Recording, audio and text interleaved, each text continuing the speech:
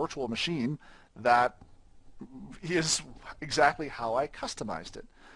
But this is really exciting because it goes much further than the copy-paste world that many of us are used to thinking of when we're dealing with virtualization, and we kind of add some intelligence to that whole copy and paste process.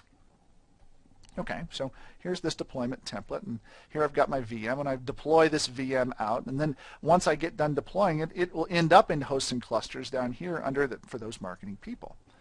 Kind of slick, but these are marketing people, right? And you got to be careful with the marketing types because you never know what they're going to do, and you know that if you give them any sorts of options, they're going to invariably choose the wrong options. So why not actually choose some of the custom specifications on their behalf? That's what the custom specifications manager is for. All right, so I just went through that really nice wizard there and answered all of these questions, right? But I had to do it. I kind of have to be intelligent to be able to about this whole process to be able to answer those questions correctly. So what's to say that I couldn't create a custom specification and call this, I don't know, basic VMs for the marketing group, and then go through answering all these questions for them, just like I did before. Run the name of the deployment wizard if I want to, and then answer everything on behalf of those marketing people so that when they know that they need to go deploy a new virtual machine, they're going to get the ones in the specific configuration that I think is the right way to do things. This is cool.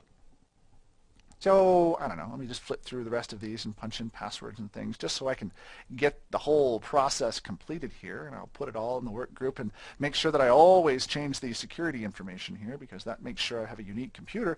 And once I've done, I've got this nice basic VM for the marketing group, and the next time I actually need to go and deploy a VM or have them deploy a VM, we can go here and deploy a virtual machine from the template, call this VM 6-1, put it in my data center, put it in the cluster just like it's supposed to be put in, and then instead of giving someone the access to do everything they want, well, instead I'm going to choose an existing custom specification. There you go. Really, really interesting here with the way in which we can automate this whole process of deploying virtual machines. So this is what you would need to do in order to kind of make things easier for the people that don't need to have complete access to, or don't really want complete access for all of their virtual machines. Maybe I want to go back and make an update to this VM. Now, obviously, I can't power it on, so I need to convert the clone back into a virtual machine, put it on my cluster again, put it perhaps in the right resource pool, just like I did before, and it disappears from this location. It converts back into a virtual machine, and then right back here under hosts and clusters, I see that VM once again that I can interact with. When you go and do your updates, you can now update it and then reconvert it back into a template to make it complete. So this is the clones and templates piece, very powerful part of vSphere Client.